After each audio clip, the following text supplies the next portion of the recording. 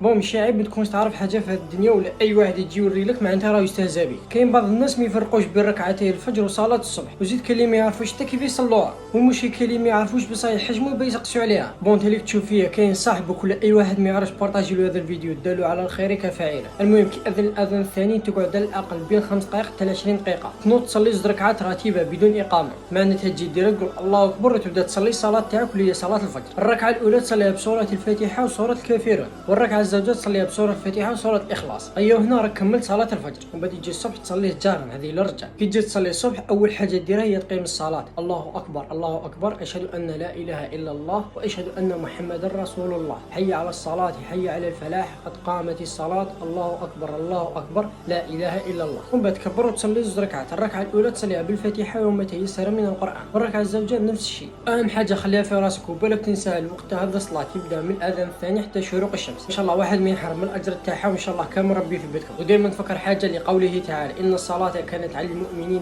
كتابا موقوتا، صدق الله العظيم. وما تنساش الصلاه فيها بزاف كنوز، اذا ما رحتش ليها ماشي حتعطيهم لك، وبارطاجي لصاحبك وربي يثبتنا كامل على الخير. السلام عليكم.